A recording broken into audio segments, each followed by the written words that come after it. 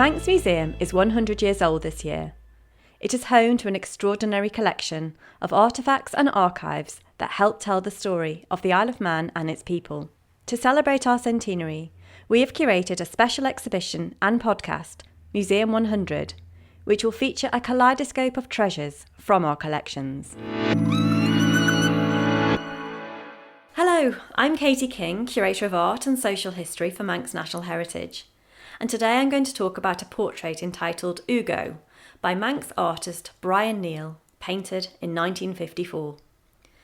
The painting was acquired in 1968 and demonstrates a determined effort by the Manx Museum to collect more contemporary pieces for the national collections, something that we have continued to do ever since. Work by contemporary Manx artists are well represented, with pieces by Michael Sandel, Martin Hearn, Norman Sale, Kevin Atherton and Eileen Sher, to name but a few. We also collect art from a range of different media. The portrait Ugo was painted 1 year before Kneale won first prize in the Daily Express Young Artists exhibition. It was painted using a palette knife, and its execution illustrates the sculptural quality of his work in the 1950s. He recalls seeing the painting in the Manx Museum Art Gallery and commented, "I was quite surprised to see that painting of Ugo after all this time. I remember painting it after I returned from Italy, and it was likely to have been shown in my first exhibition. Ugo is a dwarf, and he is fiddling with a cigarette packet." Towards the end of the 1950s, despite having a growing reputation as a celebrity portrait painter, Kneale felt confined by such commissions, unable to express art of a more abstract nature, which he was eager to explore.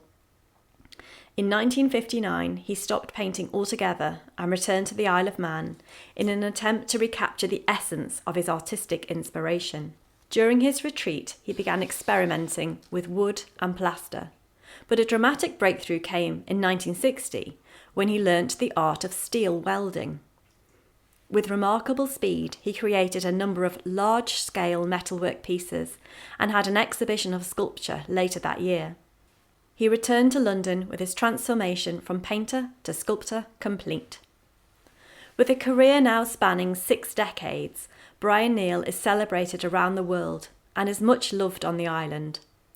His sculptures can be seen around the Isle of Man, including Un Arida, positioned outside the Manx Museum, and the 3 Legs positioned outside the Isle of Man airport.